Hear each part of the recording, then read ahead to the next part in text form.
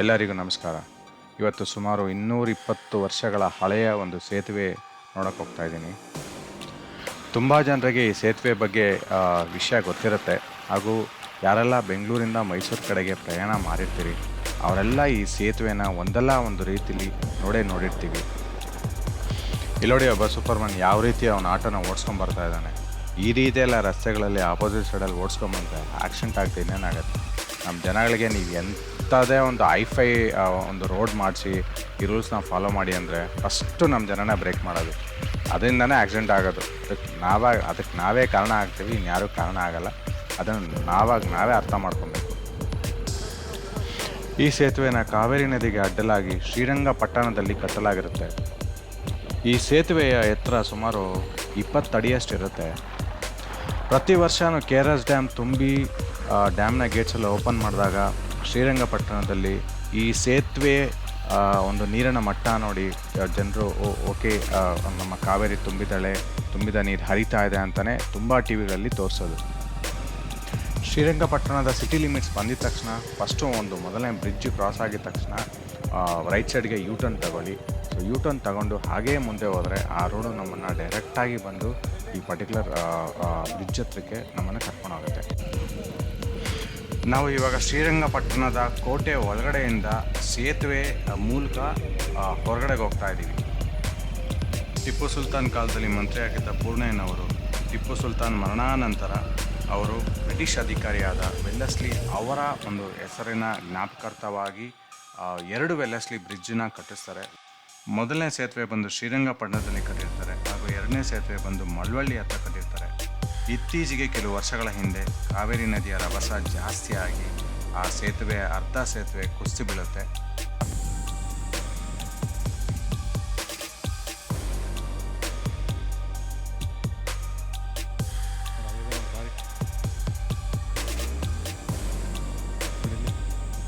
ಆಂಜನೇಯ ದೇವಸ್ಥಾನ ಇದೆ.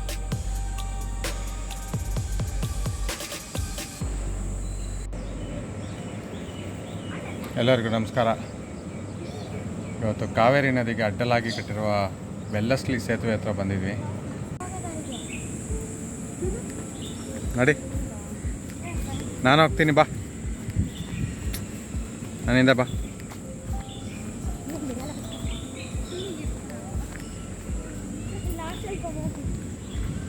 ಹುಷಾರಾಗಿ ಬರಬೇಕು.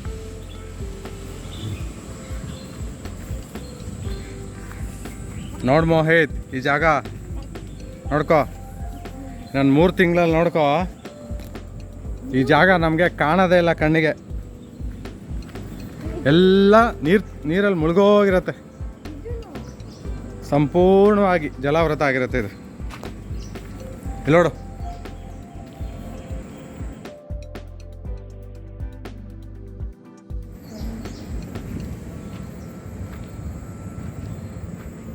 ಇದನ್ನ ವೆಲ್ಲೆಸ್ಲಿ ಬ್ರಿಡ್ಜ್ ಅಂತಾರೆ.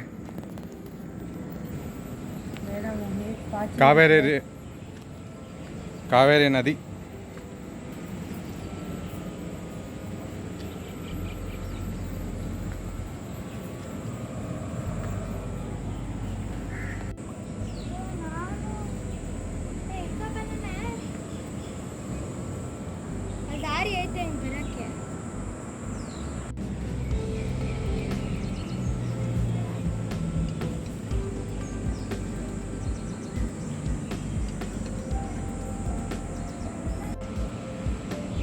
ಈ ಸೇತುವೆ ಹೆಸರು ವೆಲ್ಲೆಸ್ಲಿ ಸೇತುವೆ. ಇದು ಸುಮಾರು 1800 ಇಸ್ವಿನಲ್ಲಿ ಟಿಪ್ಪು ಸುಲ್ತಾನ್ ಅವರು ಮರಣಾನಂತರ ಕಟ್ಟಿಸಿರುವ ಒಂದು ಕಾವೇರಿ ನದಿಗೆ ಅಡ್ಡಲಾಗಿ ಕಟ್ಟಿರುವ ಒಂದು ಸೇತುವೆ. ನೀವಿಲ್ಲಿ ಗಮನಿಸ್ಬೋದು ಎಷ್ಟು ದಪ್ಪ ಒಂದು ಬಂಡೆನ ಕಟ್ ಮಾಡಿ ನಿಲ್ಲಿಸಿದ್ದಾರೆ.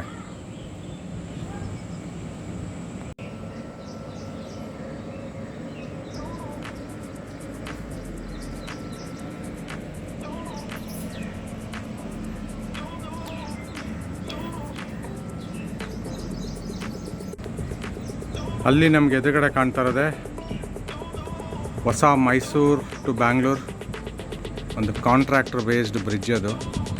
ಅಲ್ಲಿ ಬಸ್ ಹೋಗ್ತಾ ಇದೆ. ಸೊ ಇಲ್ಲಿ ನಾವು ನೋಡ್ತಾ ಇದ್ದೇವೆ ವೆಲ್ಲೆಸ್ಲಿ ಬ್ರಿಡ್ಜು ಬರೀ ಚಪ್ಪಡಿಗಳಿಂದ ನಿರ್ಮಿಸಿರುವ ಸೇತುವೆ. ಇದರ ಆಯಸ್ಸು ಸುಮಾರು 220 ವರ್ಷಗಳು. ಸೊ ನೀವೇ ಊಹಿಸಿ, ವರ್ಷಕ್ಕೆ ಒಂದು ಸತಿ ಕಾವೇರಿ ನದಿಯಿಂದ ನೀರು ಹರಿಸ್ತಾರೆ.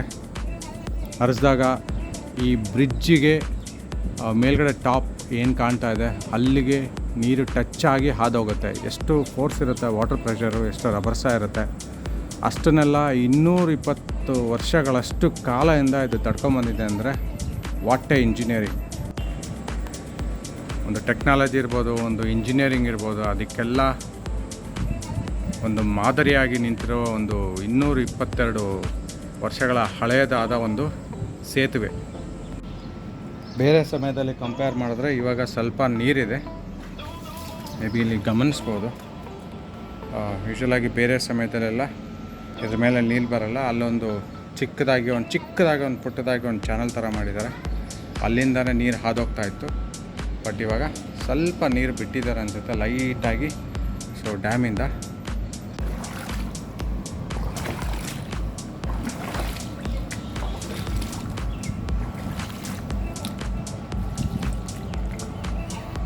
ಸ್ವಲ್ಪ ನೀರಿನ ರಭಸ ಇದೆ.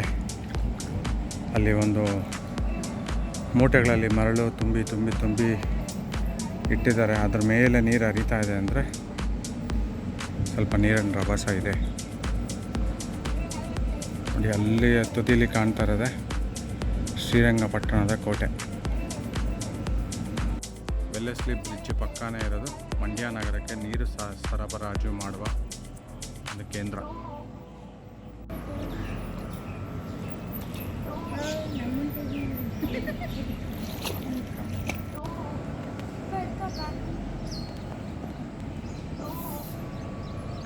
ಬಾ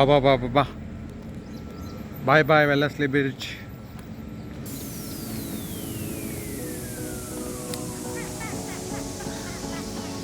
ಇಲ್ಲಿ ಏನು ನಮಗೆ ದೇವಸ್ಥಾನ ಕಾಣುತ್ತೆ. ಇದು ಡ್ಯಾಮ್ ತುಂಬಿದಾಗ ನೀರು ಬಿಟ್ಟಾಗ ದೇವಸ್ಥಾನ ಒಳಗಡೆ ಆಗಿಬಿಡುತ್ತೆ.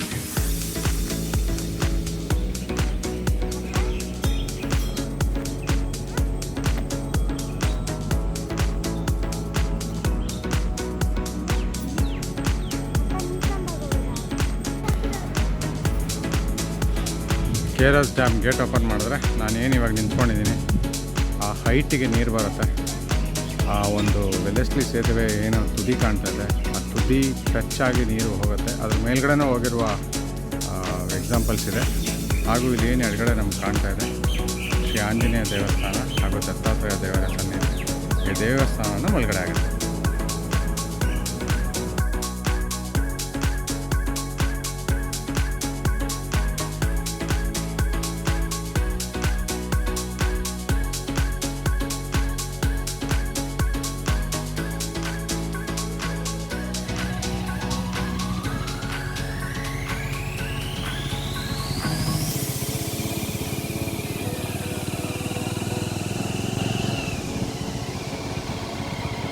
ಎಲ್ಲ ಬ್ಲಾಕ್ ಮಾಡಿರ್ತಾರೆ. ಯಾರು ಓದ್ಸತಿ ಬಂದಾಗ ಅಲ್ಲೇ ಗೋಡೆ ಕಟ್ತಿರ್ತಾರೆ.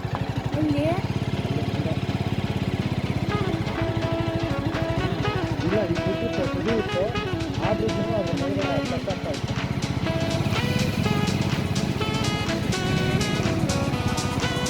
ಅಲ್ಲೊಂದು ಮನೆ ಕಾಣ್ತಾ ಇದೆಯಾ? ಆ ಮನೆ ನೋಡಿ ಯಾವ ಥರ ಇರುತ್ತೆ, ಭಯ ಅವ್ರಿಗೆ ನೋಡೋದು.